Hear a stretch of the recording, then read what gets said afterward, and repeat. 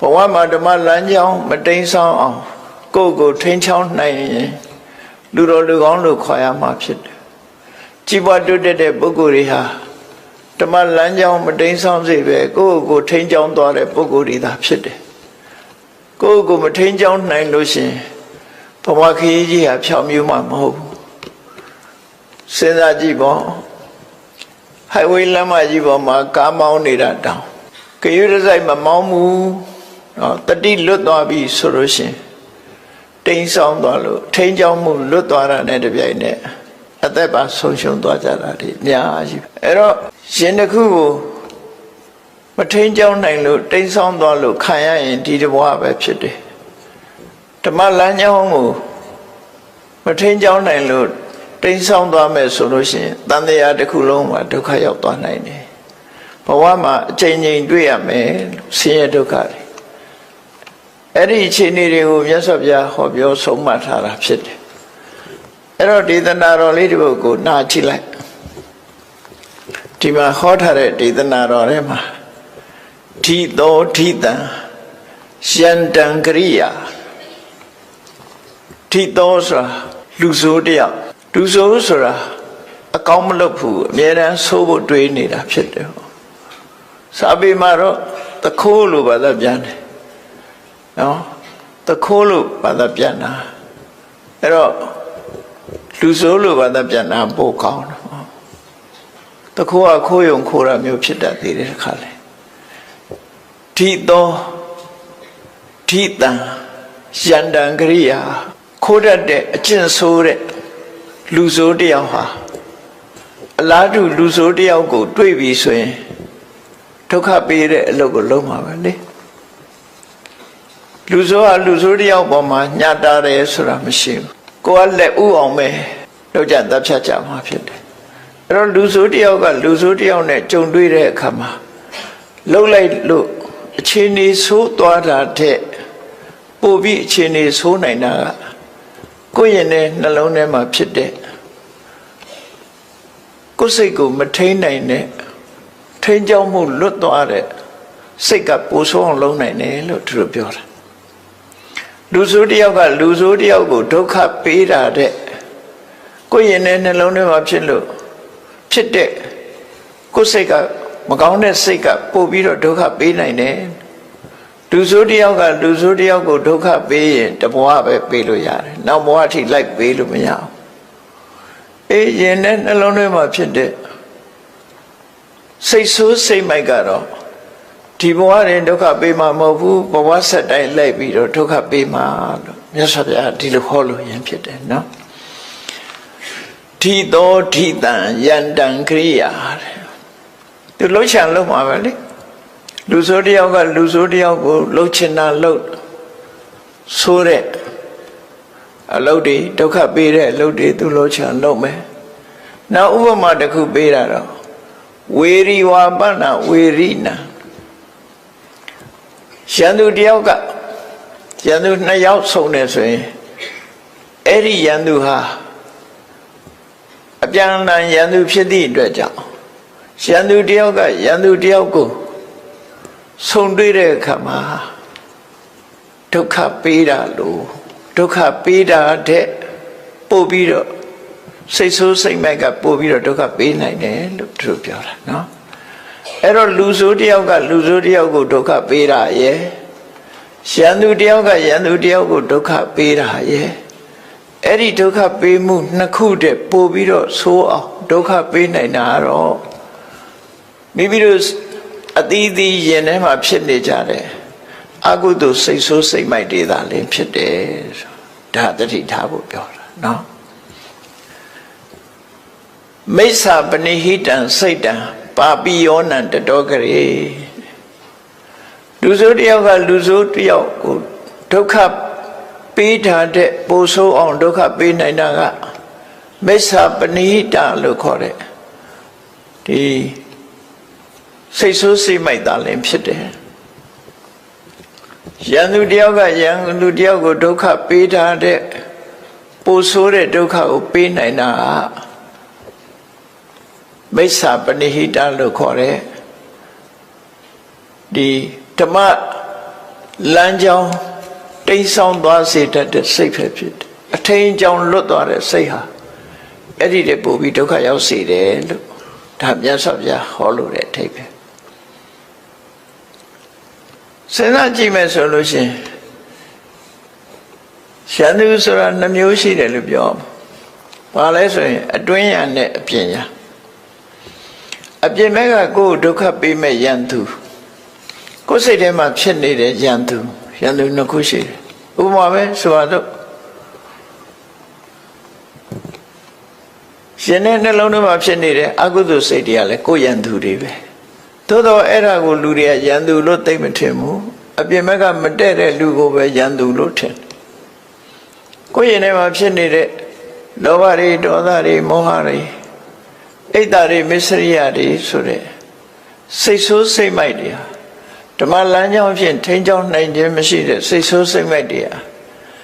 ပြင်မကရန်သူတယောက်ဒုက္ခပေးတာတဲ့ပို့အစပေါင်းများစွာပို့ပြီးဒုက္ခပေးနိုင်တယ်လို့သူတို့ပြောတာနော်စပေါင်းများစွာဒုက္ခပို့ပြီးတော့ပေးနေပြင်မရန်သူဆိုတာဒုက္ခပေးလို့ရှိရင်ဘဝတစ်ခုပဲဒုက္ခပေးနိုင်တဘဝပဲဒုက္ခပေးမှာဖြစ်တယ်နောက်ဆုံးမှသူဒုက္ခပေးလို့အသက်ဆုံးသွားရရင်တဘဝပဲအသက်ဆုံးမယ်နောက်ဘဝထိအောင်သူလိုက်ပြီးတော့ဒုက္ခမပေးဘူးသို့တော့ကိုယ့်ရင်နဲ့နှလုံးထဲမှာဖြစ်နေတဲ့လောဘဒေါသမောဟဆိုတဲ့အကုသိုလ်စိတ်ဆိုးစိတ်မိုက်တွေဟာတော့လောဘနဲ့သိလောဘလွှမ်းမိုးတဲ့အခါမှာဒီဘဝကသေလိုက်တာနဲ့ပြိတ္တာဘုံပို့ပြလိုက်တယ်ဒေါသနဲ့လွှမ်းမိုးထားတဲ့ဒေါသလွှမ်းမိုးထားတဲ့စိတ်ဆိုင်စိတ်မိုက်ကမျက်စိလေးနှလုံးမိတ်ပြီးဒီဘဝအသက်ဆုံးသွားတဲ့ငရဲဘုံပို့ပလိုက်တယ်မောဟဆိုတဲ့လှုပ်တဲ့နာနဲ့မလှုပ်တဲ့နာမသိတယ်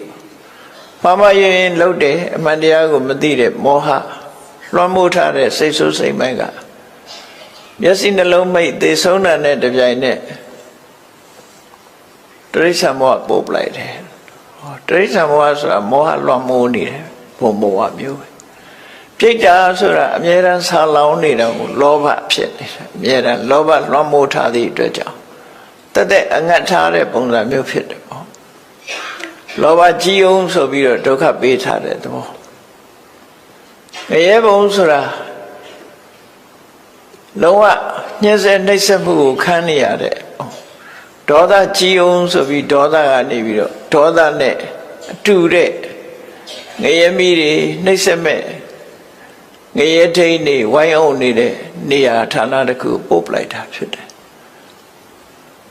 အဲ့တော့ရန်သူတယောက်လူဆိုးတယောက်ကဒုက္ခပေးထားတဲ့အစပေါင်းများစွာကိုဒုက္ခပေးတာကိုခံလိုက်ရတယ်လို့သူတို့ပြောတယ်ဒီဘဝတည်းမကဘူးတန်တရားဘဝမြောက်များစွာဒုက္ခပေးခြင်းကိုခံရမယ်အဲ့တော့ရသော်ဗျာဟောတဲ့ဒီဒေသနာတော်လေးကရိုးရိုးရှင်းရှင်းလေးပဲနားမလည်စရာလည်းအကြောင်းရှိဘူးဒီသောဒီတံယန္တံဂိရာလူဆိုးတယောက်ကလူဆိုးတယောက်ကလူဆိုးတယောက်ကိုလုံနိုင်တာတဲ့ဝေရိဝါပနဝေရိနာယန္တုတယောက်ကမိမိယန္တုပေါ်မှာလုံနိုင်တာတဲ့မိစ္ဆာပိပဏိဟိတံစိတ်တံစိတ်ဆိုးစိတ်မိုက်ကလောဘဒေါသမောဟတွေလွှမ်းမိုးနေတဲ့စိတ်ဆိုးစိတ်မိုက်ကပါပိယောနံတတောကရေအဲ့ဒီလူဆိုးကဒုက္ခပေးတာတဲ့ယန္တုကဒုက္ခပေးတာတဲ့ပို့လို့ပို့ပြီးတော့ဆိုးအောင်ဒုက္ခပေးနိုင်တယ်လို့ဒီလိုဆိုတဲ့စကားပဲเนาะအဲ့တော့ဒီဒေသနာတော်လေးဖြစ်ပေါ်လာပုံလေးကိုပြောအောင်မြတ်စွာဘုရားတာဝတိမြို့မှာသတင်းသုံးတဲ့အချိန်တာဝတိမြို့မှာပစ္စည်းဥစ္စာကြွယ်ဝချမ်းသာတဲ့အနာရဝိတ္တထေကြီးရှိတယ်အဲ့ဒီအနာရဝိတ္တထေကြီးရဲ့စီးပွားရေးကိုကြည့်မယ်ဆိုလို့ရှိရင်အိန္ဒိယနိုင်ငံရှေ့ခေတ်ကတထေးတွေဟာလယ်ယာစိုက်ပျိုးမှုလည်းလုပ်တယ်နွားမွေးမြူမှုကိုလည်းလုပ်တယ်ပေါ့အသာတစားတဲ့ဟာမျိုးမဟုတ်ဘူးနှိုးစားနွားမတွေမွေးတယ်နွားမွေးမြူရေးလုပ်တယ်အနာရဝိတ္တထေးကြီးရဲ့နွားခြံကိုထိမ့်သိမ်းဆောက်ရှောက်တဲ့ နာရဝိန္ဒထေးရဲ့နွားအုပ်ကြီးကိုအကောင်မောင်းမလို့ဆိုတာတော့အများကြီးဖြစ်မှာပေါ့နော်ဝိသခာရဲ့နွားအုပ်ကအရေးအတွက်တော့မရှိဘူး6မိုင်လောက်လမ်းပေါ်မှာအပြည့်သွားနေတဲ့နွားအုပ်သူ့နွားအုပ်ကြီးလွတ်လိုက်မယ်ဆိုရင်6မိုင်လောက်လမ်းပြည့်ပခုံးချင်းထိပြီးသွားနေတဲ့နွားအုပ်အကောင်နဲ့ပြောတာမဟုတ်ဘူးနော်မိဘကဒီအိမ်တော်ရသားချပေးတဲ့အခါမှာပေးလိုက်တဲ့နွားအုပ်ချမ်းပေးလိုက်လို့ခုံပြီးတော့လိုက်သွားတဲ့နွားအုပ်တယ်မဲ့အကောင်ရေးဟာ3,600,000ရှိတယ်သူဆိုတယ်အဲ့ဒါပဲရည်အတွက်ပြတယ်ကျန်တဲ့နွားတွေရဲ့အကောင်ရည်အတွက်ပြောအဲ့တော့နာရဝိန္ဒထေးကြီးကလည်းသူ့မွေးမြူထားတဲ့နွားတွေကိုထိမ့်သိမ်းဆော့ဆော့တဲ့နွားထိမ့်မုံထိမ့်ဤပညာရက်ကိုတက်ရသေးတယ်ရှေးကဒီတိုင်းလေးနွားကိုစက်ချက်မောင်းတာနဲ့နွားကြောင်သားလို့ခေါ်တာမဟုတ်ဘူးနွားကြောင်သားတွေလိုက်နာရမယ့်အချက်တွေအများကြီးရှိတယ်နွားနဲ့ပတ်သက်ပြီးတော့ဆေးကုတာအစသူတို့တတ်တဲ့ပညာတွေရှိတယ်အကုန်လုံးအဲ့ဒါတွေကိုတတ်တယ်နွားကိုထိမ့်မုံထိမ့်နီးကစပြီးတော့အကုန်လုံးနွားတွေကိုမတန်တင်နာတို့ကစအကုန်လုံးသူတို့နဲတဲ့နွားတွေမဟုတ်ဘူးထိရတာပေါ့နော်သူဟာအနာရဝိန္ဒထေးကြီးရဲ့နွားတွေကိုသူ့အောက်ကလည်းလူတွေအများကြီးရှိမှာပေါ့အုပ်ချုပ်ပြီးတော့ထိမ့်သိမ်းဆော့ရှော့ရတဲ့ရွာကြီးမြို့ကြီးလောက်နေရာကြီးတစ်ခုမှာထိမ့်သိမ်းဆော့ရှော့တဲ့ချမ်းသာကြွယ်ဝတဲ့လူတစ်ယောက်တည်းသူ့နာမည်ကနန္ဒာရေးတဲ့အခါကျတော့နန္ဒောခောပါလကောဆိုတာနန္ဒာဆိုတဲ့နွားချောင်းသားလို့စာပေမှာဒီလိုလုပ်တယ်နွားချောင်းသားစာပေမှာတစ်ခါတလေခွဲပြီးတော့သုံးတာရှိတယ်ခောပါလကဆိုခောဆိုတာနွားပါလကကဆောင်းလျှောက်တာနွားတွေကိုထိန်းချောင်းတဲ့ပုဂ္ဂိုလ်ခောပဆိုတဲ့စကားလုံးရှိသေးတယ်ခောပါလကနဲ့ခောပနဲ့ဘာကွာတော့ဆိုလို့ရှိရင်သူများနွားကိုအငှားကြောင်းရတဲ့လူကိုခောပါလကလို့ခေါ်ပြီးတော့ကိုနာကိုနွားမွေးမြူရေးလုပ်ပြီးတော့ထိန်းတဲ့ပုဂ္ဂိုလ်ကြတော့ခောပါဒီလိုခွဲပြီးတော့ဆိုတာလည်းရှိတယ်နော်တဏိယဆိုတဲ့တထေးကြီးကသူကိုယ်တိုင်ကိုတဏိယောခောပေါဆိုပြီးနွားတထေးကြီးနွားတွေကိုထိန်းကြောင်းတဲ့ပုဂ္ဂိုလ်တဏိယနေတဏိယနွားတွေရေကြီးရမျက်နှာရရှေ့ပြီးတော့နွားအုပ်ကြီးနဲ့ရောက်တဲ့နေရာမှာစခန်းချပြီးတော့နေတာသူကဒီနန္ဒဆိုတဲ့နွားကြောင်သားကြီးကအနာရဝိန္ဒထေးရဲ့နွားတွေကိုထိမ့်သိမ်းရတဲ့ပုဂ္ဂိုလ်ဖြစ်သူကိုယ်တိုင်ကလည်းချမ်းသာကြွယ်ဝတယ်လို့ပြောတယ်အမှန်မှချမ်းသာကြွယ်ဝတယ်ယမယင်္ခနာရဝိန္ဒထေးကြီးစီသွားပြီးတော့ဘာတွေပေးရတော့ဆိုနွားနုပေးရတယ်ထောပတ်ပေးရတယ်ဒိန်တို့ဘာလို့ပေးရတယ်အနာရဝိန္ဒထေးရဲ့နွားခြံကထွက်တာတွေမှလည်းအနာရဝိန္ဒထေးအိမ်ကိုတွင်းရတာပေါ့သူကအမြဲတမ်းချမ်းသာကြွယ်ဝတယ်သူကနောက်ပိုင်းမှာခဏခေတ်လိုပဲလူဆိုတာသူက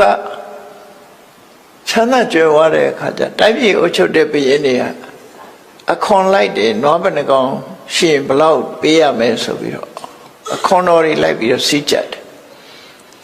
နန္ဒဆိုတဲ့နွားကြောင့်ကအဲ့ဒီအခွန်ရှောင်တဲ့အနေနဲ့သူကယသိအသွင်ဝတ်ပြီးနေတာနော်အခွန်မကောက်အောင်လို့အခွန်ရှောင်တာလေယသိဝတ်ပြီးတော့နွားတွေကိုထိမ့်သိမ်းဆောက်ရှောက်တယ်ဒါပေမဲ့သူကအတော်ကိုချမ်းသာတယ်လို့အခွန်ရှောင်တဲ့အကျင့်ကဘုရားလက်ထက်ကလေးရှိတာပေါ့ခဏခေတ်မှာရှိတာပေါ့ဟုတ်တာပေါ့ကိုဟာဘသူကပေးခြင်းမလို့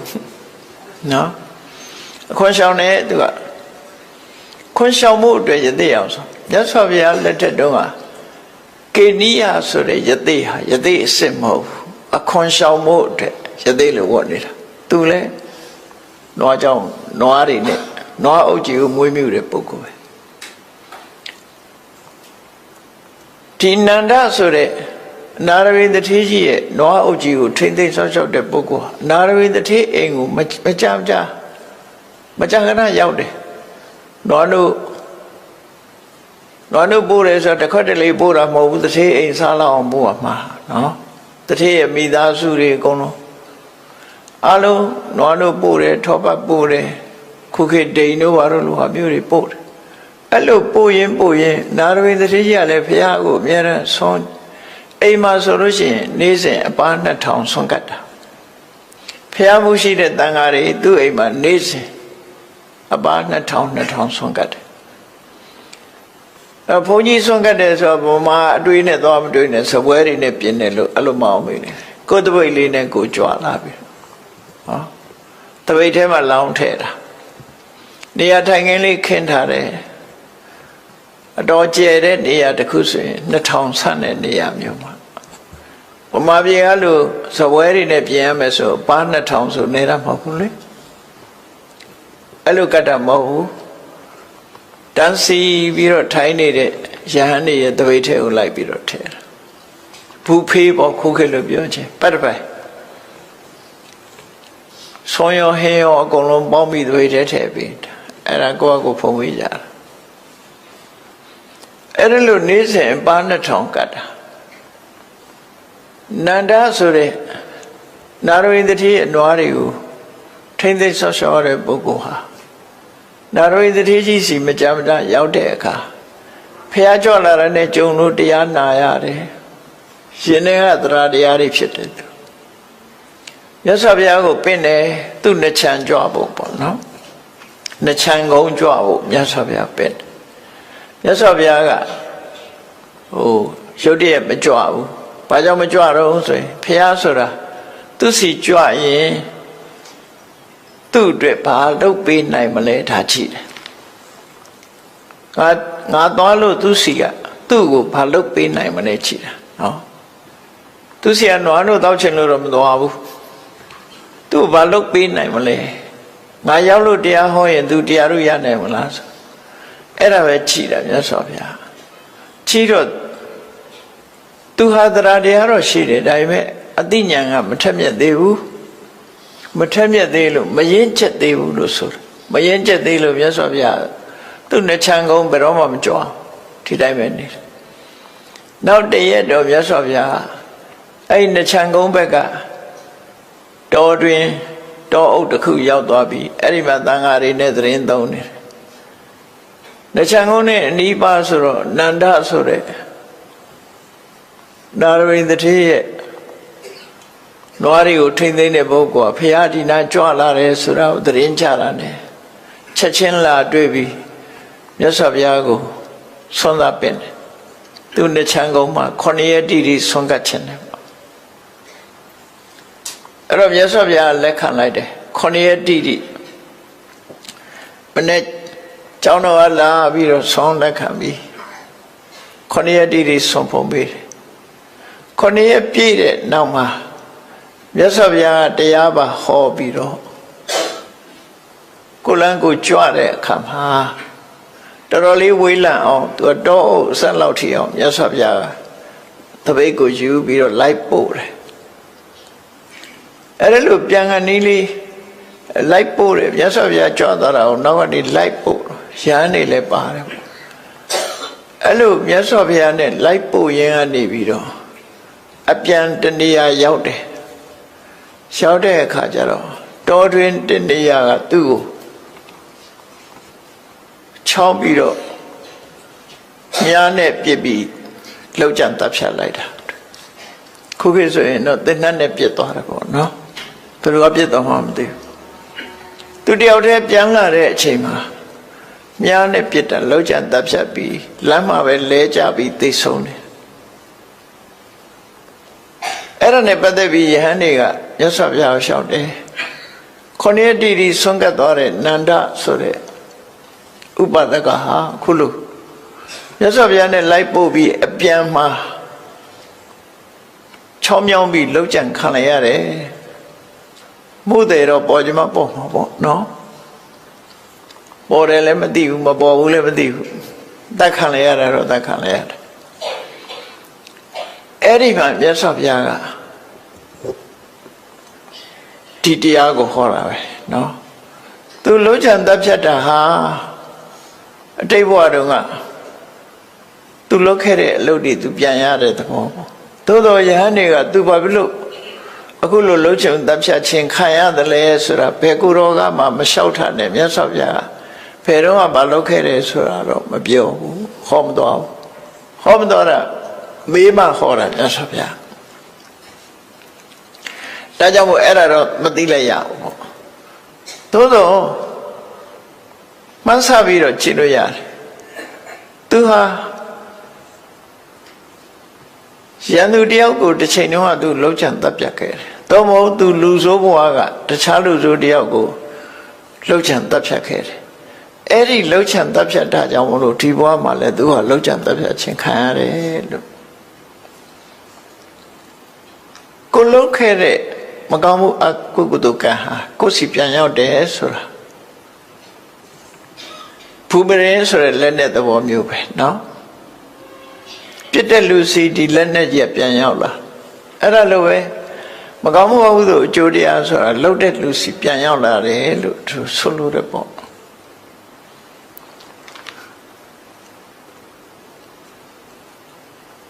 ကောင်းတာတွေလှုပ်သွားရခြင်းဟာသူ့ဘဝမှာတော့အမြတ်ပဲသို့တော့အကြောင်းမဲ့တော့သူကလှုပ်ချံတပ်ဖြတ်တာခံရတာမဟုတ်ဘူးသူလှုပ်ခဲ့တဲ့အကုသိုလ်ကံကြွေးကိုပဲသူဆက်ရတာဖြစ်တယ်ရှင်မမောဂလမထေရကြည်တောင်မှအကျွေးဆက်ရတယ်လေတစ်ချိန်တုန်းကမိဘနှစ်ပါးကိုသူလှုပ်ချံတပ်ဖြတ်ခဲ့တယ်အဲ့လိုလှုပ်ချံတပ်ဖြတ်ခံခဲ့သည့်အတွက်ကြောင့်ဘုရားကယာနာက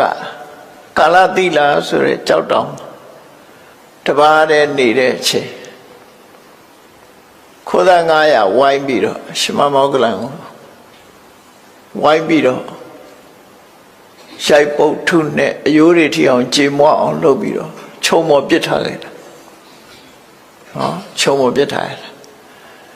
ဘယ်သူတွေလောက်ကြံတပ်ဖြတ်သွားတယ်ဆိုတာတော့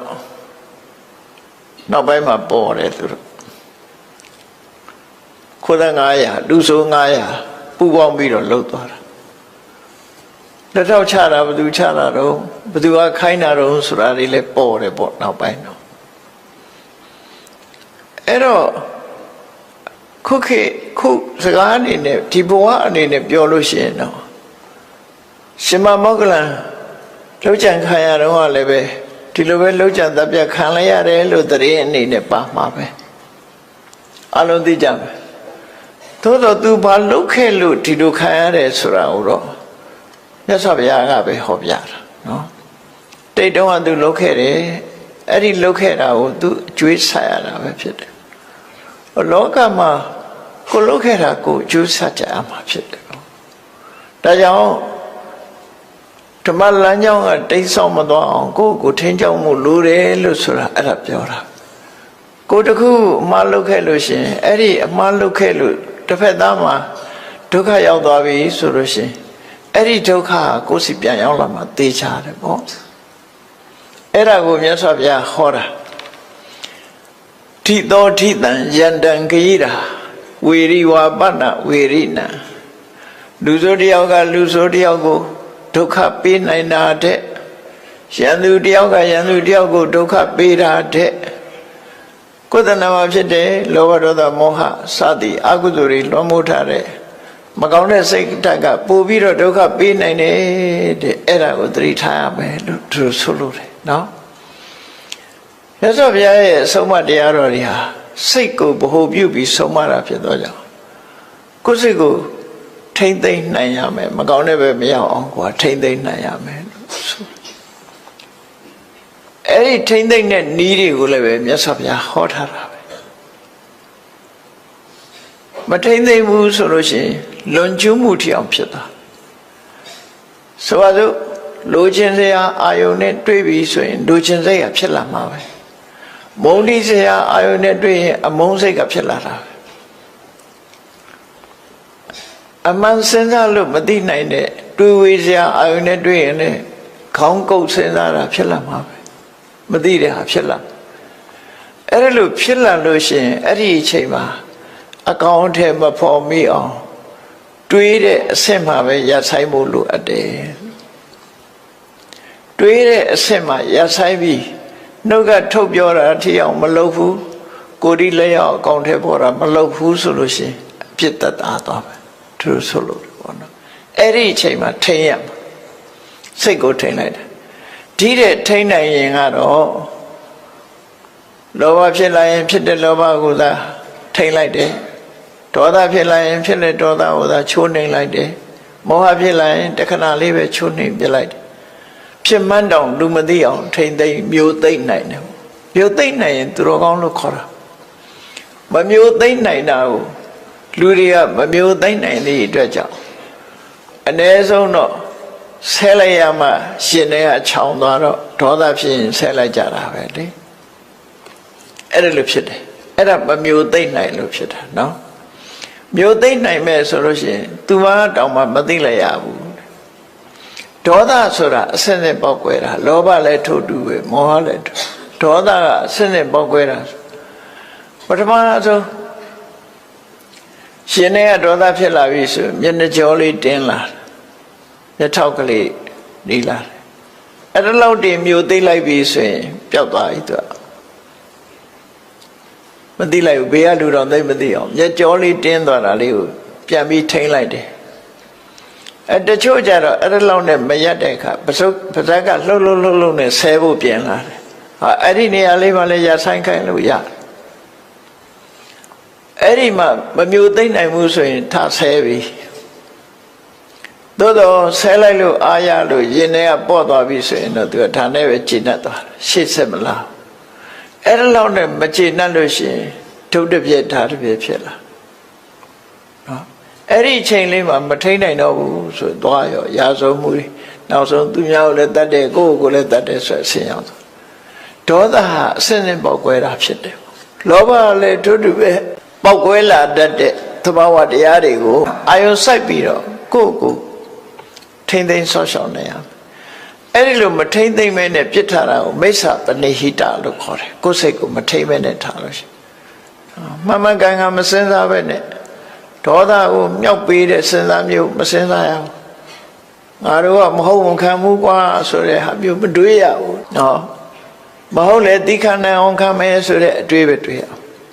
ငါတို့ကမဟုတ်မခံဟုတ်ရင်တော့ခံရလားဆိုဟုတ်ရင်သားမခံသေးပြောတော့လူတွေကမဟုတ်မခံဟုတ်ရင်ရောဆိုတော့ဟုတ်ခံဟုတ်လည်းမခံဘူးဟုတ်လည်းမခံဘူးမဟုတ်လည်းမခံဘူး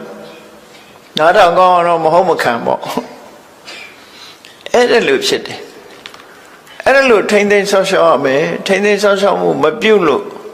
ကာယကမြောက်ဝစီကမြောက်လွန်ကျွမ်းမိသွားပြီဆိုရင်ဒီအပြစ်တွေဟာကိုယ်စီပြန်ရောက်လာတော့မှာပဲကိုလုံးလိုက်တဲ့အပြစ်တွေကကိုယ်စီပြန်ရောက်လာဒီလိုမြတ်စွာဘုရားဟောခဲ့တာဖြစ်တယ်နော်ဒီဒေသနာတော်ကိုဟောလို့သဘောကျပြီးကိုယ့်ကိုထိမ့်သိမ်းဆော့ရှော့သွားကြလို့ရှိရင်တကယ်လူတော်လူကောင်းပဲဖြစ်မယ်ပေါ့အဲ့တော့ကိုယ်စိတ်ကိုထိမ့်ရမယ်ဆိုတဲ့သဘောဟုတ်မြတ်စွာဘုရားသူများကိုထိမ့်သိမ်းတာတဲ့ကိုယ်စိတ်ကိုထိမ့်သိမ်းမှုလိုအပ်တယ်ဆိုတော့ဟောပြမယ်ဖြစ်တယ်နောက်ဒေသနာတော်တစ်ပုဒ်ကိုကြည့်ကြအောင်ဆိုနတ္တမာတာပိတာကယေရာဝိအညေဝါပိစညာတခါသမ္မာပဏိတံစိတ်တံသေယသောနံတတောကရေတဲ့ဒါတော့သမ္မာပဏိဟိတဆိုကိုယ်စိတ်လေးကိုကောင်းအောင်ထားနိုင်ပြီဆိုလို့ရှိရင်တဲ့အဲ့ဒီကောင်းကောင်းပြုပြင်ထားတဲ့စိတ်လေးဘလို့ကောင်းအောင်ပြုပြင်ထားတာတော့ဆိုဟိုဒေါသထွက်ရင်လည်းဒေါသကိုထိန်းလိုက်တယ်အေးဒေါသထွက်ရင်တော့ဘာကျိုးရှိမှာတော့ဒေါသဆိုးကျိုးကိုပေးတတ်တယ်တော့အကုသိုလ်ဖြစ်အောင်မလုပ်နဲ့ကိုယ့်အကိုနော်လောဘဖြစ်လာလို့ရှိရင်လည်းလောဘကိုစဉ်းစားဆင်ញဉဏ်နဲ့ထိန်းနိုင်တယ်မောဟဖြစ်လာလို့ရှိရင်လည်းပျောက်ကင်းအောင်ထိန်းသိမ်းအဲ့ဒါလို့ထိန်းနိုင်လို့ကောင်းသွားတဲ့စိတ်ကလေးဟာတဲ့နတ္တမာတာပိတာကေရာအမေဖေကလှုပ်ပေးနိုင်တာတဲ့နော်အမေဖေလှုပ်မပေးနိုင်တာတွေထောင်ပေးနိုင်တယ်လို့ဒီစိတ်ကပေးနိုင်အမေဖေကမပေးနိုင်တဲ့စိတ်စိမ်ချမ်းသာတောင်ဒီ ကိုထိမ့်သိမ့်လိုက်တဲ့စိတ်ကောင်းလေးကပေးနိုင်တယ်ဖန်တီးပေးနိုင်တယ်အင်းကြီးဝါပိဿညာတကဆွေတွေမျိုးတွေကကိုအကောင်းဆုံးဖြစ်အောင်ကိုမလုတ်မပေးနိုင်ပေမဲ့ဟောဒီစိတ်လေးကလုတ်ပေးနိုင်တယ်လို့တမ္မာပဏိတံစိတ်တံတေယသောနံတတော်ကလေးအမေဖေကပေးတာတဲ့ပိုကောင်းတယ်ပိုကောင်းတဲ့အဆင့်ကိုပေးနိုင်တယ်ဆွေတွေမျိုးတွေကကုညီနိုင်တာတဲ့ပေးတဲ့အရာတဲ့ကိုပို့ပြီးတော့ကောင်းပေးနိုင်တယ်လို့သူဆိုလို့တယ်ပေါ့အဲ့ဒါနဲ့ပတ်သက်ပြီးတော့ဘာအကြောင်းကိုခေါ်တာလဲဘာကြောင့်ဒီစကားကိုခေါ်တာလဲဒီကထာလေးရဲ့ဓမ္မရတ္တကိုနားလည်ထားဖို့နော်ရသော်ပြပြောတဲ့စကားခေါ်ကြတဲ့ဆုံးမတာလေးကိုနားလည်ထားဖို့တမ္မာပဏိဟိတဆိုတဲ့စိတ်ရဲ့တန်ဖိုးကိုမြတ်စွာဘုရားဟောတာနော်အမေဖေလုံးမပေးတာတောင်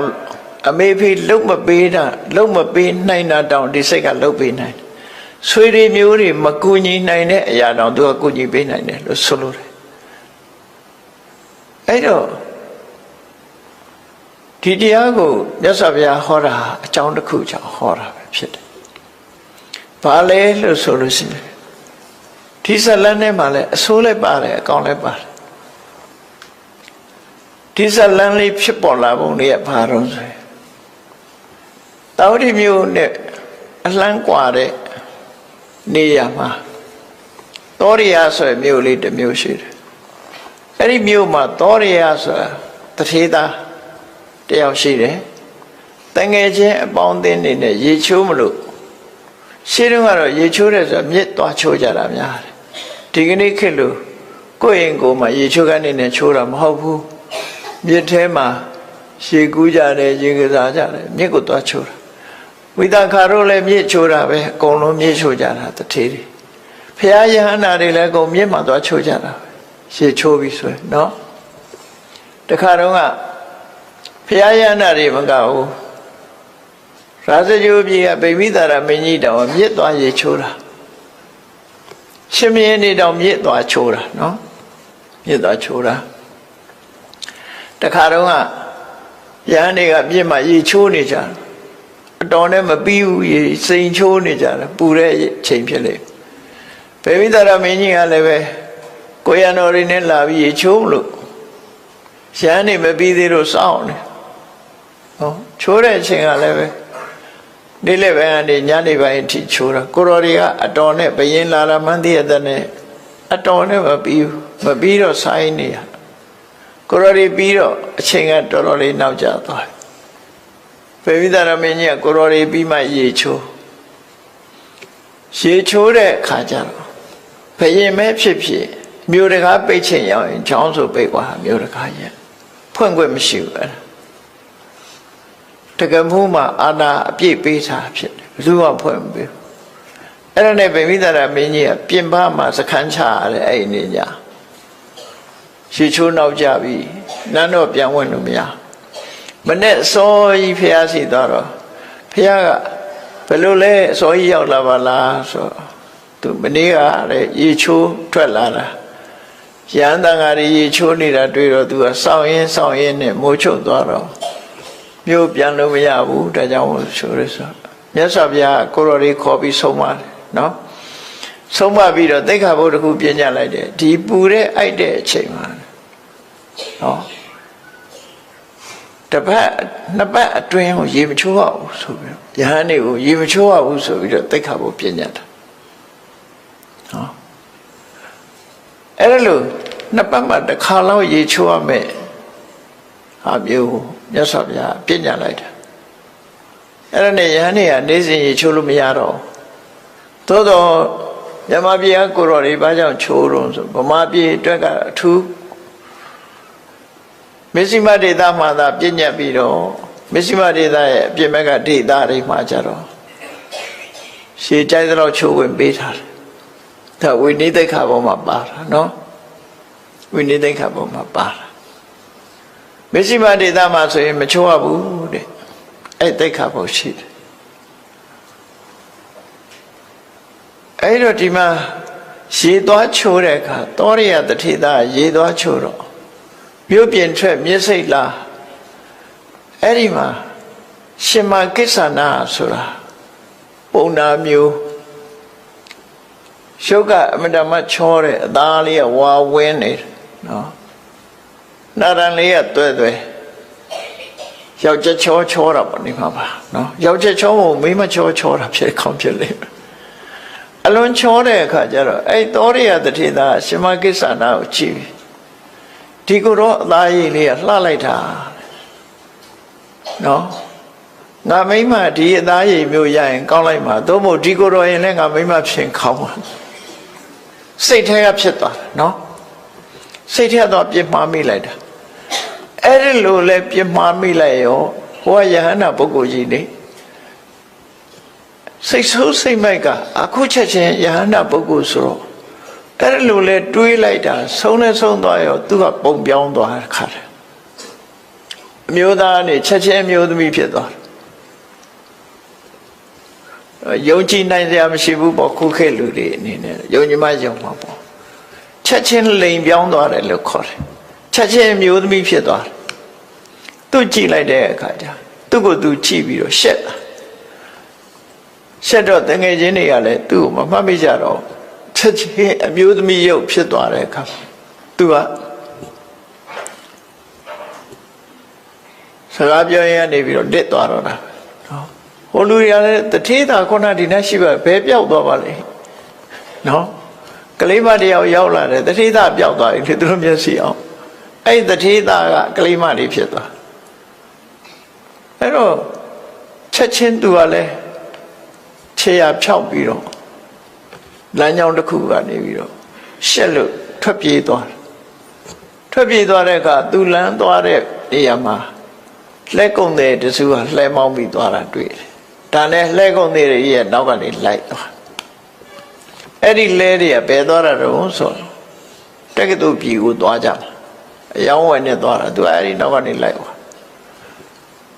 ညောင်းလာတဲ့အခါကျတော့သူ့လက်စွပ်ကလေးကိုပေးပြီးတော့လှဲခပေးပြီးတော့အဲ့လှဲရင်တစ်ခုပေါ်မှာတူတက်စီပြီးလိုက်သွားကြလိုက်တော့ဆက်စုတဲ့ကောင်တွေမေးတာပေါ့ကလေးမပဲသွားမလို့လဲဘသူလဲနဲ့မေးတဲ့အခါကျရှင်တို့ကိုလဲကိုမောင်းသူ့ကိုမမေးနဲ့ပေါ့ဆိုပြီးသူလိုက်သွားလဲသမားတွေကစဉ်းစားတယ်တဲ့စားရဲပါတာပဲပြောတာနော်စားရဲပါတာလဲစာရေးရလဲအကောင်ဆိုတော့ဒီကလေးမလေးကချောချောလေးဒီငါတို့တက္ကသိုလ်ပြည်ကတထေးသားကလည်းလူပြိုကြီးပဲရှိသေးတယ်ဟာငါတို့တထေးသားနဲ့တော်တယ်ပေါ့ဒီကလေးမလေးငါတို့တထေးသားနဲ့တော်တယ်ဆိုပြီးတော့တင်းခေါ်သွားပြီတထေးသားစီပို့လိုက်ကြတာသူတို့ကလှမ်းပြီးတော့သတင်းပို့တယ်တယ်လီဖုန်းနဲ့ဆက်တာတော့မဟုတ်တော့ဘူးသတင်းပို့တယ်ဒီကလေးမလေးတယောက်ချောချောလေးလမ်းမှာတွေ့လို့သူတို့ခေါ်လာတယ်ပေါ့လေတထေးသားနဲ့လိုက်ဖက်တယ်ဆိုပြီးတထေးသားရှိပို့ပြီးတထေးသားနဲ့ဟိုဘက်ကျမှအိမ်အောင်ကြတက္ကသိုလ်ပြည်မှာအိမ်အောင်ကြသူနေတဲ့မြို့မှာလည်းပဲသူကအိမ်အောင်ရှိတယ်အိမ်အောင်ရှိတော့အဲ့ဒီမှာကလေး2ယောက်ရှိတယ်သားလေး2ယောက်ရှိတယ်တက္ကသိုလ်ပြည်ရောက်လာတော့သူကအမျိုးသမီးဖြစ်နေတက္ကသိုလ်ကတထေးသားနဲ့တွေ့တဲ့အခါသူကအဲ့ဒီမှာအိမ်အောင်တစ်ခါကြတော့ကလေး2ယောက်ဝေဖွားပြန်အလုံး4ယောက်ရှိသွားသူကလေးအဲ့ဒီလိုနေရင်ကနေနှစ်ထန်းကကြာတူတူသွားတဲ့လူတွေကဟာဘဲသွားလိုက်တာပါလေဘဲပြောက်သွားပါလေခုနဒီနားမှာရှိပါတယ်ငါတို့နဲ့တူတူလာတာပဲရေချိုးပြီးပြန်သွားတာနေမှာပါဆိုပြီးရှာလို့မရတော့အိမ်ပြန်ညာအိမ်ရောက်တဲ့အခါကျတော့ရေချိုးပြီးပြန်သွားတယ်လို့မှတ်တာပဲဆိုလူပြောက်ကမိဘတွေကစိတ်ပူလိုက်ရှာကြဘယ်မှမတွေ့တော့အင်းဒါသေသွားတာရေနစ်ပြီးသေတယ်လို့ပဲထင်ကြတယ်သူတို့ရှုပ်ကပြောင်းသွားတော့မသိကြတော့ဘူးလေသူကသူသာသိတာအဲ့ဒါနဲ့ရေနစ်သေးသွားတာနေပါပဲဆိုပြီးတော့မိဘတွေကအမြတ်တမ်းနေပါလေဝေကုသကောင်းမှုတွေပြုပြီးမြတ်ဝေလိုက်ကြတာသူကတော့တက္ကသိုလ်ပြေရောက်ပြီးတော့တထေးကြောဖြစ်တယ်အဲ့ဒါလို့သားသမီး2ယောက်ရောက်တဲ့အချိန်လေးမှာ အဲ့ဒီသောရိယကကုံတယ်တွေသူတငယ်ချင်းကုံတယ်တွေကဒီကိုရောက်လာကြဗျာတက္ကသိုလ်ကိုရောက်လာသူကလေသာပြေတိုင်းကနေရက်ကြည့်လိုက်တဲ့အခါသူတငယ်ချင်းသူမှတ်မိတော့သူအိမ်ကအမျိုးသမီး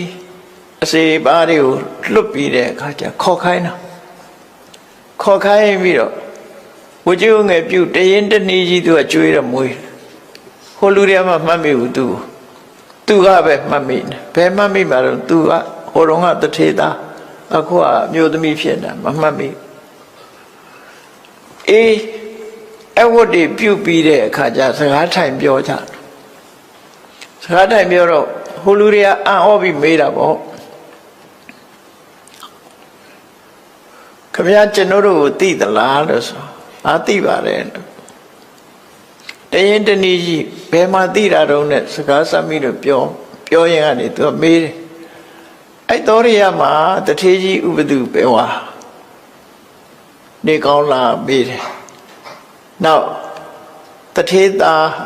သူတို့မှသားတယောက်ရှိတယ်အဲ့သူရောဘယ်လိုတော့ဆိုမေးလိုက်တဲ့အခါကျမမေးပါနဲ့သူ့အကြောင်းတော့မေးတယ်ငါတို့နဲ့တူတူရေချိုးသွားတာနေပျောက်သွားလိုက်တာဘယ်ရောက်သွားမှန်းကိုမသိတော့ဘူးပေါ့နော်မမှတ်မိကြတော့ငါတို့နဲ့ရေချိုးတူတူသွားရင်ကနေပျောက်သွားတာရေထဲနစ်သွားတယ်ထမတယ်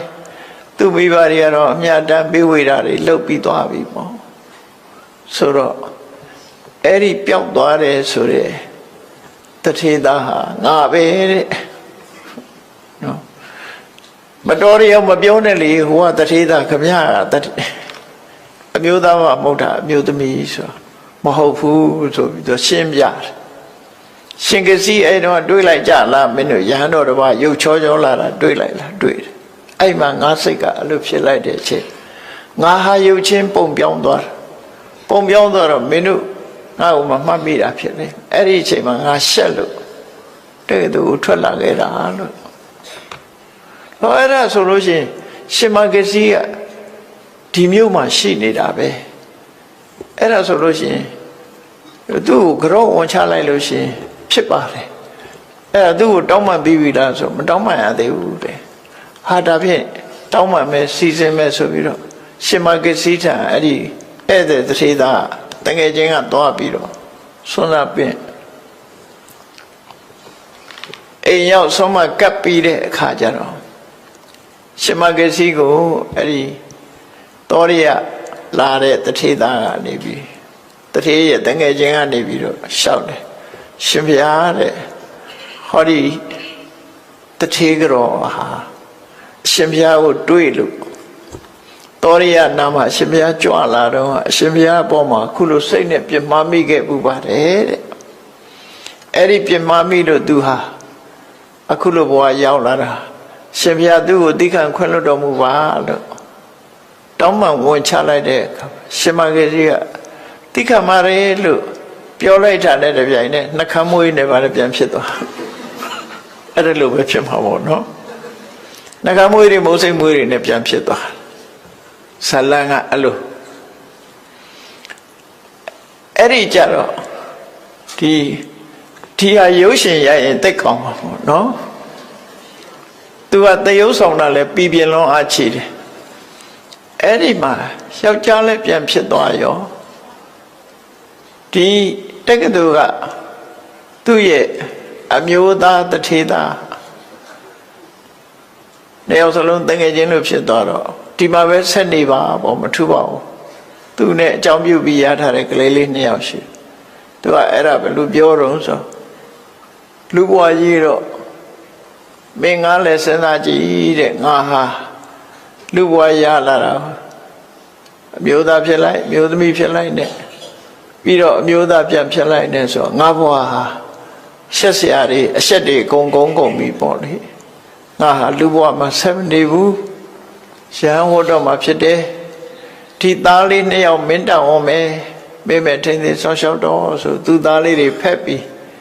ခေါင်းကိုနမ်းပြီးတဲ့အခါမှာအနန္ထားခဲ့ပြီရှင်မကစီထံမှာသင်္ကန်းဝတ်လိုက်တာရဟန်းပြုတ်သွားတယ်ပေါ့အဲ့ဒီချိန်မှာနော်အဲ့တော့ဘဝဟာတော်တော်ကိုစမ်းကြဲတဲ့ဘဝမျိုးထ ခြုံတွေးရတာဖြစ်တယ်အဲ့ဒီလိုရောဖြစ်နိုင်သလားလို့ဆိုဖြစ်နိုင်တယ်ပေါ့နော်တာမန်အနေထားတယောက်တော့မှမြတ်စွာဘုရားဟောတာတဲ့ရှိခေတ္တလိမ်ပြောင်းတယ်ဆိုတာရှိတယ်အဲ့နေရင်ကနေပြီးတော့ယဟန်တော်တစ်ပါးဟာလိမ်ပြောင်းသွားတယ်မနေ့မိုးလင်းတဲ့အခါကျတော့အမျိုးသားဘဝကနေအမျိုးသမီးဖြစ်သွားတယ်အဲ့ကြတော့ဘိက္ခုနီတွေစီသွားနေရတယ်သူဟာအရင်တော့ဘိက္ခုတွေစီမရခံအဲ့ပြဿနာပေါ်လာတဲ့အခါမြတ်စွာဘုရားဆုံးမပေးတယ်ဆုံးဖြတ်ပေးတယ်ပေါ့အေးထပ်ပြီးတော့ယဟန်ခံရမလို့ဘူးယဟန်ဘဝတုန်းကယဟန်ခံထားတဲ့အတိုင်းပဲဘိက္ခုနီတွေစီပဲပြောင်းပြီးတော့နေတော့လို့အဲ့လိုခွင့်ပေးဘူးတယ်ဘိက္ခုကလည်းဘိက္ခုနီဖြစ်သွားတာပဲနော်လိမ်ပြောင်းသွားတာမျိုးတွေဖြစ်တတ်တယ်တဲ့ဒီသတိသားကတော့အမျိုးသားဘဝနဲ့အမျိုးသမီးဖြစ်တောင်းပန်လိုက်တဲ့အခါကျတော့အမျိုးသမီးဘဝနဲ့အမျိုးသားပြန်ဖြစ်ဒီလိုပြန်ဖြစ်တာလောကကြီးဟာလူရဲ့စိတ်ကြောင့်ပြောင်းလဲမှုတွေဆိုတာဖြစ်နိုင်တယ်ဆိုတဲ့အကြောင်းအမျိုးသားတန်တရားမှာတော့အမျိုးသားကြီးပဲဖြစ်ဖူးတယ်အမျိုးသမီးမဖြစ်ဖူးဘူးဆိုတဲ့လူမရှိဘူးတဲ့အမျိုးသမီးကြီးပဲဖြစ်ပြီးအမျိုးသားမဖြစ်ဘူးဆိုတာလည်းမရှိဘူးအဲ့တော့အမျိုးသားလည်းဖြစ်ဖူးကြတယ်အမျိုးသမီးလည်းဖြစ်ဖူးတယ်ဒီလိုရှိတယ်ဒါဖြင့်ဘာကြောင့်ဒီအမျိုးသားဖြစ်ပါလေနဲ့ဘာကြောင့်အမျိုးသမီးဘဝရောက်တယ်လဲဆိုလို့ရှိရင်အိမ်တော်ကြီးဖောက်ပြန်တဲ့လူတွေဟာအမျိုးသမီးဘဝရောက်သွားတတ်တယ်တို့ဆိုလို့တယ်နော်အဲ့လောက်ဆိုသဘောပေါက်ပြီအဲ့တော့ဖောက်ပြန်တဲ့လူတွေဟာအမျိုးသမီးဖြစ်သွားနိုင်တယ်ရှင်အနန္ဒမထေရမြတ်ဟာရွှေပရိသတ်ဘဝမှာအိမ်တော်ကြီးဖောက်ပြန်မှုတွေသူတစ်ပါးရဲ့အိမ်တော်နေနဲ့လွန်ကျူးမှုတွေလုပ်သည့်အတွက်ကြောင့်ပရဒ္ဒါရကံလို့ခေါ်တယ်ပေါ့သူတော်ဘာသမယနဲ့ပြစ်မှားတဲ့ပုဂ္ဂိုလ်ဟာရှင်အနန္ဒကိုယ်တိုင်ကတန်တရားထဲမှာဒီပြစ်မှုကိုကျူးလွန်ခဲ့ဘူးတယ်ကျူးလွန်ခဲ့သည့်အတွက်ကြောင့်ငရဲကြတယ်ငရဲကြပြီးငရဲလွတ်လာတဲ့အခါမှာအမျိုးသမီးဘဝ14ဘဝဖြစ်ခဲ့တယ်နော်ရှင်အနန္ဒအမျိုးသမီးဘဝ14ကခုနှစ်ဘဝကြတော့အမျိုးသားဖြစ်တဲ့အခါမှာသင်္ကွက်ချင်းခံရတယ်သူဆိုလို့အဲ့ဒီလိုဒုက္ခပေးတာခါအဲ့မျိုးသမီးတွေကရောအမျိုးသားဖြစ်ခွင့်မရှိဘူးလားဆိုဖြစ်ခွင့်ရှိတယ်အမျိုးသမီးတွေကအမျိုးသားဖြစ်ချင်တယ်ဆိုလို့ရှိရင်တဲ့အမျိုးသမီးဘဝစိတ်ကုန်တာဖြစ်ရမယ်အမျိုးသားဖြစ်ချင်တဲ့ဆန္ဒရှိရမယ်ရှိပြီးတော့ကုသိုလ်ကောင်းမှုလုပ်ပြီးတော့ဆုတောင်းမယ်ဆိုရင်အမျိုးသားဖြစ်တယ်ဒီလိုဆိုလို့တနည်းအားဖြင့်လဲကိုယ်မှအိမ်တော်ရှိတယ်ဆိုလို့ရှိရင်အိမ်တော်ဘက်အမျိုးသားအပေါ်မှာရိုးရိုးသေးသေးဆက်ဆံပြီးတော့ကုသိုလ်ကောင်းမှုလုပ်လို့ရှိရင်လည်းပဲအမျိုးသားဘဝရတယ်လို့စာရမဒီလိုရေးထားနော်မျိုးသားဘဝရတယ်လောကနိတိကျမ်းမှာလည်းပဲဒီတိုင်းဆိုထားတာလေးတွေရှိတယ်ပေါ့ရှေးခေတ်ကတော့လောကနိတိသင်ကြတယ်ပေါ့ခဏခေတ်မှာတော့မသင်အဲ့ဒါလို့မိမိရဲ့စိတ်ပေါ်မှာမူတည်ပြီးတော့ဖြစ်တာဖြစ်တယ်ပေါ့ကိုဖြစ်ချင်တာကိုဖြစ်လို့ရတာဟာကိုယ့်ရဲ့စိတ်ကောင်းနှလုံးကောင်းပေါ်မှာမူတည်ရင်အကောင်းဖြစ်နိုင်တယ်မကောင်းတဲ့စိတ်ကမကောင်းတဲ့ဘက်ကိုပို့နိုင်တယ်တဲ့ကောင်းတဲ့စိတ်နဲ့လုံးမယ်ဆိုရင်ကောင်းတာကိုပေးနိုင်အမေဖေတွေကချစ်လာပါတယ်ဆိုတဲ့သားသမီးကိုငွေကြေးဒဏပေးနိုင်တယ်လုံးလုံးငွေကြေးဒဏပေးနိုင်တယ်ချမ်းသာအောင်ထားနိုင်တယ်သို့တော့စကြဝဠာမင်းဘဝကိုသားသမီးကိုပေးလို့မရဘူးနတ်ပြည်ရောက်အောင်လည်းမလုပ်နိုင်ဘူးနိဗ္ဗာန်ရောက်အောင်လည်းလုပ်မပေးနိုင်ဘူးပညာတတ်ကြီးဖြစ်အောင်လည်းလုပ်မပေးနိုင်ဝိသခာရဲ့မိဘတွေဟာကြီးကြီးတက်နေအောင်ချမ်းသာတော်လည်းပဲပစ္စည်းဥစ္စာသာပေးနိုင်တာတခြားမပေးနိုင်ဘူးလို့ဆိုလို့အဲ့တော့မိဘတွေကလုပ်ပေးနိုင်တာအတိုင်းအတာတစ်ခုပဲဒါဖြင့်မိဘတွေတဲ့ပို့ပြီးတော့ကောင်းအောင်လုပ်ပေးနိုင်တာတော့ကိုယ့်ရင်ထဲနှလုံးထဲမှာဖြစ်တယ်စိတ်ကောင်းနှလုံးကောင်းပဲဖြစ်တယ်စိတ်ကောင်းနှလုံးကောင်းဆိုတာဘာတော့မေတ္တာနဲ့လွှမ်းခြုံထားတယ်နော် မေတ္တာနဲ့လွှမ်းခြုံထားတဲ့ကရုဏာနဲ့လွှမ်းခြုံထားတဲ့စိတ်မုဒိတာနဲ့လွှမ်းခြုံထားတဲ့စိတ်ဥပိ္ပခာနဲ့လွှမ်းခြုံထားတဲ့ဗြဟ္မစိုးတရားတွေနဲ့လွှမ်းခြုံပြီးတတ္တာတို့အလောဘတို့အရောဒတို့အမောဟတို့ဆိုတဲ့မွန်မြတ်တဲ့စိတ်နှလုံးတွေကစိတ်နှလုံးတွေနဲ့လွှမ်းခြုံထားတဲ့တမ္မာပဏိတဆိုတဲ့ဓမ္မဖြင့်ထိန်းချောင်းထားတဲ့တိမ်ဆောင်မှုမရှိတဲ့စိတ်ကလေးကတော့အလုံးကိုလုပ်ပေးနိုင်တယ်လို့သူတို့ဆိုလို့တယ်ပေါ့နော်အကောင်းဟုသမျှနောက်ဆုံးမှနိဗ္ဗာန်ရအောင်လည်းလုပ်ပေးနိုင်တယ်မျိုးသမီးကမျိုးသားဖြစ်ခြင်းနဲ့ဆိုရင်ဒီစိတ်ကလုပ်ပေးနိုင်ဒီလိုဆိုလို့တယ်ပေါ့နော်ဘဝမှာအကောင်းဆုံးဆိုတာကိုရယူပေးနိုင်တာကိုယ့်ရင်ထဲမှာရှိတဲ့စိတ်ပဲဖြစ်တယ်ဘာကြောင့်စိတ်ကိုပြောတာလဲလို့ဆိုရင်ဒီစိတ်ကအခြေခံပြီးတော့သွားတာမဟုတ်စိတ်ကိုပြောတာလောကလူတွေဟာအကောင်းလုပ်တာလဲစိတ်ကရှေ့ဆောင်တယ်မကောင်းတာလုပ်ရင်လည်းစိတ်ကရှေ့ဆောင်တာဖြစ်တယ်အဲ့တော့ကောင်းတာတွေရှေ့ဆောင်သွားတဲ့စိတ်ဒီကောင်းတာကိုဖော်ဆောင်ပေးနိုင်တော့မကောင်းတဲ့အရာတွေနဲ့ပူးပေါင်းပြီးရှေ့ဆောင်သွားတဲ့စိတ်ဒီမကောင်းတာတွေကိုဖော်ဆောင်သွားမှာဒါမှမဟုတ်မကောင်းကျိုးတွေကိုပေးနိုင်တယ်တဲ့အဲ့တော့ကောင်းကျိုးမကောင်းကျိုးပေးမှုဒီစိတ်နဲ့ပတ်သက်တယ်မိစ္ဆာပဏိဟိတစိတ်ဆိုတာမကောင်းတဲ့ဘက်မှာမကောင်းတဲ့အရာတွေလွှမ်းမိုးထားတဲ့စိတ်ကိုမိစ္ဆာပဏိဟိတစိတ်လို့ခေါ်တယ်ကောင်းတဲ့အရာတွေလွှမ်းမိုးထားတဲ့စိတ်ကတမ္မာပဏိဟိတစိတ်လို့ခေါ်တယ်မိစ္ဆာပဏိဟိတစိတ်သည်ရန်သူတယောက်လူဆိုးတယောက်ဒုက္ခပေးတာတဲ့ပို့ပြီးဒုက္ခပေးနိုင်တယ်တမ္မာပဏိဟိတလို့ဆိုတဲ့စိတ်ကောင်းနှလုံးကောင်းသည်မိဘဆွေမျိုးတွေလှုပ်ပေးနိုင်တာတဲ့ပို့ပြီးကောင်းအောင်လှုပ်ပေးနိုင်ပါတယ်လို့နောက်ဆုံးပြောရမယ်ဆိုရင်ယန္နာဖြစ်အောင်လဲဒီစိတ်ပဲဘိစိကဗုဒ္ဓဖြစ်အောင်လဲဒီစိတ်ပဲဖျားဖြစ်အောင်လဲဒီစိတ်ပဲတန်တရားဟုတ်ကလွတ်ဖို့ရဆိုတာလဲဒီတမ္မာပဏိတာစိတ်ကိုယ်စိတ်ကိုကောင်းအောင်ထားနိုင်တဲ့အတိုင်းအတာတစ်ခုအရာအကျိုးကျေးဇူးတွေဟာရရှိကြမှာဖြစ်တယ်ဒါဟာဓမ္မပဒဒေသနာမှာမြတ်စွာဘုရားဟောထားတဲ့ဒေသနာတော်နှစ်ပုဒ်ရဲ့ဓမ္မရတပဲဖြစ်တယ်ပေါ့အဲ့ဒီဓမ္မရတကိုနာယူမှတ်သားပြီးမိမိတို့ဘဝမှာကိုယ်ရင်နဲ့နှလုံးထဲမှာရှိနေကြတဲ့ဒီစိတ်လေးကိုဓမ္မလမ်းကြောင်းတိမ်ဆောင်မသွားအောင်ထိန်ကြောင်ပြုပြင်ကြရမှာဖြစ်တယ်ဆိုတာကိုယ်စီသိရှိနားလည်ပြီးမြတ်ဗုဒ္ဓရဲ့အဆုံးအမတိုင်းကျင့်သုံးနေထိုင်နိုင်ကြပါစေကုန်သတည်း